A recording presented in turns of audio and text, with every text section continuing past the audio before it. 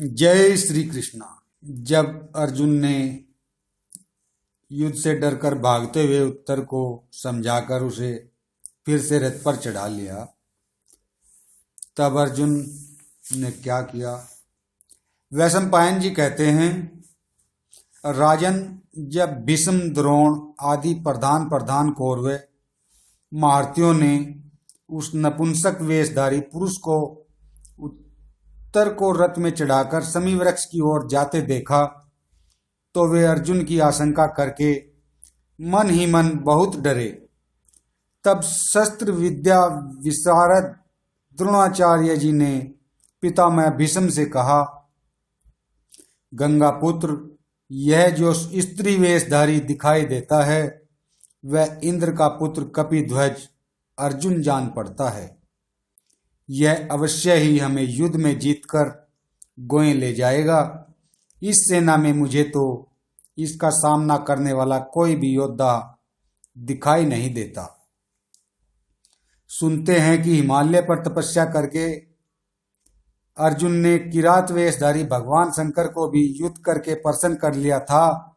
इस पर कर्ण बोला, आचार्य, आप सदा ही अर्जुन के गुण गाकर हमारी निंदा क्या करते हैं, किंतु वह मेरे और दुर्योधन के तो 16वें अंश के बराबर भी नहीं है। दुर्योधन ने कहा, और कर्ण, यदि वह अर्जुन है तब तो मेरा काम ही बन गया, क्योंकि पहचान के लिए जाने के कारण पांडवों को फिर 12 वर्ष तक वन में विचरना पड़ेगा, और यदि कोई दूसरा पुरुष नपुंसक के रूप में आया है तो मैं इसे अपने पैने बाणों से धराशायी कर दूंगा।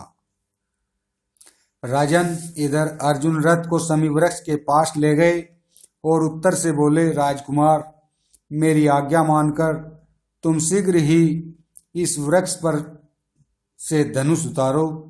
ये तुम्हारे धनुष मेरे बाहुबल को सहन नहीं कर सकेंगे।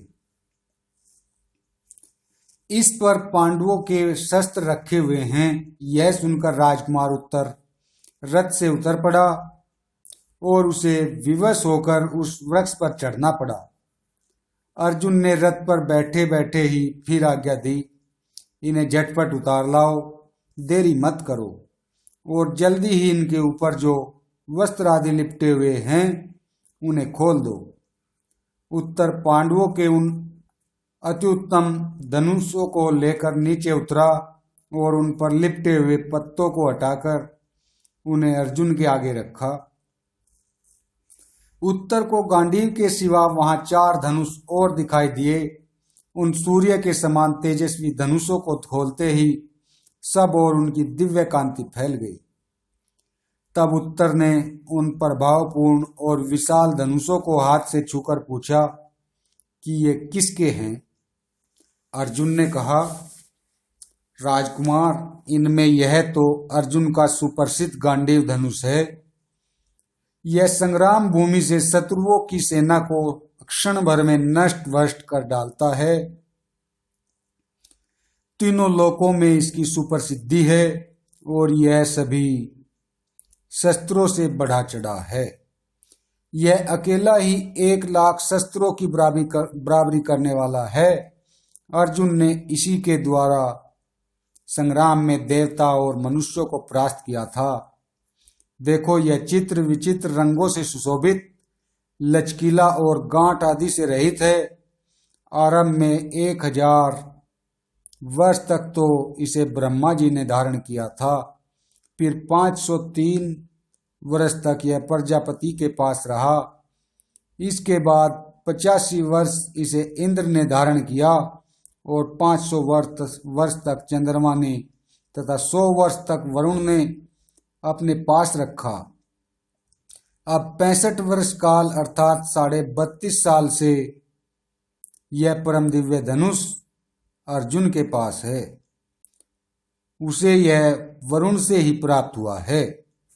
दूसरा जो सोने से मढ़ा हुआ देवता और मनुष्यों से पूजित सुंदर पीठ वाला धनुष है, वह भीमसेन का है।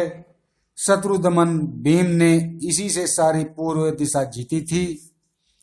तीसरा, यह इंद्रगोप के चिन्हों वाला मनोहर धनुष महाराज युधिष्ठिर का है। चौथा धनुष, जिसमें सोने के बने हुए सूर्य चमचमा रहे हैं, नकुल का, तथा जिसमें सुवर्ण के फतिंगे विचित्रित है, वह पांचवा धनुष माद्री नंदन सहदेव का है। उत्तर ने कहा, ब्रह्मले, जिन शीघ्र पराक्रमी महात्माओं के ये सुंदर और सुनहले आयुध इस प्रकार चमचमा रहे हैं, वे प्रथापुत्र अर्जुन, युधिष्ठिर, नकुल, सहदेव और भीमसेन कहाँ है? वे तो सभी बड़े महानुभाव और शत्रुओं का संहार करने वाले थे। जब से उन्होंने जुए में अपना राज्य हारा है, तब से उनके विषय में कुछ सुनने में नहीं आया। तथा स्त्रियों में रतन स्वरूपा पांचाल कुमारी द्रौपदी भी कहाँ है? अर्जुन ने कहा, मैं ही प्रथापुत्र अर्जुन हूँ। मुख्य सभासद कंक युधिष्ठिर है। तुम्हारे पिता के रसोई पकाने वाले वल्लभ भीमसेन है। अश्व शिक्षक ग्रंथिक नकुल है। गोपाल तंतिपाल सहदेव है। और जिसके लिए कीचक मारा गया है, वह सैरंध्री द्रौपदी है। उत्तर बोला, मैंने अर्जुन के 10 नाम सुने हैं। यदि तुम मुझे उन नामों के कारण सुना दो तो मुझे तुम्हारी बात में विश्वास हो सकता है। अर्जुन ने कहा, मैं सारे देशों को जीतकर उनसे धन लाकर धन ही के बीच में स्थित था, इसलिए धनंजय हुआ। मैं जब संग्राम में जाता हूं तो वहां से युद्धोन्मत्त शत्रुओं के जीते बिना कभी नहीं लौटता, इसलिए विजय हूं। संग्राम भूमि में युद्ध करते समय मेरे रथ में सुनहले साज वाले श्वेत अश्व जोते जाते हैं, इसलिए मैं श्वेत वाहन हूं। मैंने उत्तरा फाल्गुनी नक्षत्र में दिन के समय हिमालय पर जन्म लिया था, इसलिए लोग मुझे फाल्गुन कहते हैं। पहले बड़े बड़े दानवों के साथ युद्ध करते समय इंद्र ने मेरे सिर पर सूर्य के समान तेजस्वी किरीट पहनाया था, इसलिए मैं किरीटी हूं। मैं युद्ध करते समय कोई विभत्स भयानक कर्म नहीं करता, इसी से मैं देवता और मनुष्यों के विभित्सु नामक से प्रसिद्ध हूं। गांडीव को खींचने में मेरे दोनों हाथ कुशल है, इसलिए देवता और मनुष्य मुझे सव्यसाची नाम से पुकारते हैं। चारों समुद्र पर्यंत पृथ्वी ने मेरे जैसा शुद्ध वर्ण दुर्लभ है और मैं शुद्ध ही कर्म करता हूँ, इसलिए लोग मुझे अर्जुन नाम से जानते हैं। मैं दुर्लभ दुर्जय दमन करने वाला और इंद्र का पुत्र हूँ, इसलिए देवता और मनुष्यों में जिष्णु नाम से विख्यात हूँ। मेरा 10वां नाम कृष्ण पिताजी का रखा हुआ है, क्योंकि मैं उज्जवल कृष्ण वर्ण तथा लाडला बालक होने के कारण चित्त को आकर्षित करने वाला था। यह सुनकर विराट पुत्र ने अर्जुन को प्रणाम किया और कहा, मैं भूमि जने नाम का राजकुमार हूं और मेरा नाम उत्तर भी है। आज मेरा बड़ा सौभाग्य है जो मैं प्रथापुत्र अर्जुन का दर्शन कर रहा हूं। मैंने आपको न पहचानने के कारण जो अनुचित शब्द कहे हैं, उनके लिए आप मुझे क्षमा करें। आप इस सुंदर रथ में सवार होइए, मैं आपका सारथी बनूंगा और जिस सेना में आप चलने को कहेंगे उसी में मैं आपको ले चलूंगा। अर्जुन ने कहा, पुरुष श्रेष्ठ, मैं तुम पर प्रसन्न हूं। तुम्हारे लिए कोई खटके की बात नहीं है। मैं संग्राम में तुम्हारे सब शत्रुओं के पैर उखाड़ दूंगा। तुम शांत रहो और इस संग्राम में शत्रुओं के साथ लड़ते हुए मैं जो भीषण कर्म करूं वह देखते रहो। जिस समय मैं गांडीव धनुष लेकर रणभूमि में रथ पर सवार होऊंगा, उस समय शत्रुओं की सेना मुझे जीत नहीं सकेगी। अब तुम्हारा भय दूर हो जाना चाहिए। उत्तर ने कहा, अब मैं इनसे नहीं डरता, क्योंकि मैं अच्छी तरह जानता हूं कि आप संग्राम भूमि में भगवान श्री कृष्ण और साक्षात इंद्र के समान सामने भी डट सकते हैं। अब तो मुझे आपकी सहायता मिल गई है, इसलिए मैं युद्ध क्षेत्र में देवताओं से भी मुकाबला कर सकता हूं। मेरा सारा भय भाग चुका है, बताइए मैं क्या करूं? पुरुष श्रेष्ठ, मैंने अपने पिताजी से सारथी का काम सीखा था, इसलिए मैं आपके रथ के घोड़ों को अच्छी तरह संभाल लूंगा। इसके पश्चात अर्जुन ने शुद्धता पूर्वक रथ पर पूर्वाभिमुख बैठकर एकाग्रचित्त से समस्त अस्त्रों को स्मरण किया। उन्होंने प्रकट होकर हाथ जोड़कर कहा, पांडु कुमार, आपके दास हम सब उपस्थित हैं। अर्जुन ने कहा, तुम सब मेरे मन में निवास करो। इस प्रकार अस्त्रों को ग्रहण करके अर्जुन का चेहरा प्रसन्नता से खिल गया और उन्होंने गांडीव धनुष पर डोरी चढ़ाकर उसकी टंकार की।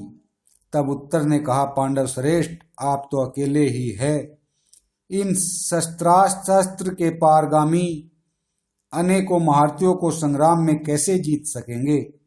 यह सोचकर तो आपके सामने भी मैं बहुत भयभीत हो रहा हूं।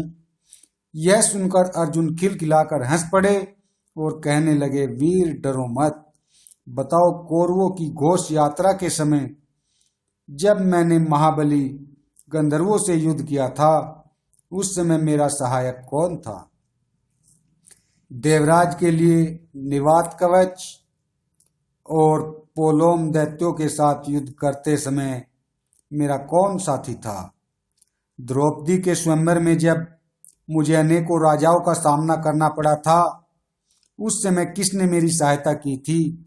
मैं गुरुवर द्रोणाचार्य, इंद्र, कुबेर, यमराज, वरुण, अग्निदेव, कृपाचार्य, लक्ष्मीपति श्री कृष्ण और भगवान शंकर, इन सब का आश्रय पा चुका हूं।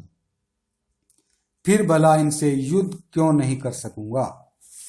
तुम इन मानसिक भयों को छोड़कर जल्दी से रथ हाँको।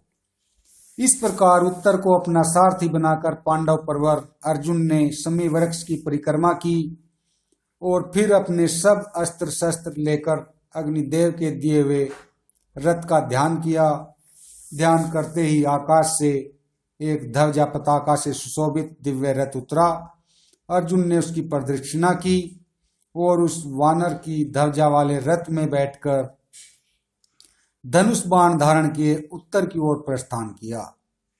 फिर उन्होंने अपना महान शंख बजाया, जिसका भीषण घोष सुनकर शत्रुओं के रोंगटे खड़े हो गए। राजकुमार उत्तर को भी बड़ा भय मालूम हुआ और वह रथ के भीतरी भाग में घुसकर बैठ गया।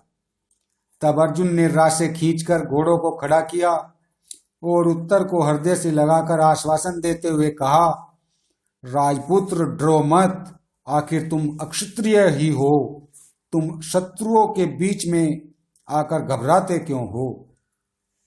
उत्तर ने कहा, मैंने शंख और भेरियों के शब्द तो बहुत सुने हैं तथा सेना की मोर्चेबंदी से खड़े हुए हाथियों की चिंगार सुनने का भी मुझे कई बार अवसर मिला है, किंतु ऐसा शंख का शब्द तो मैंने पहले कभी नहीं सुना।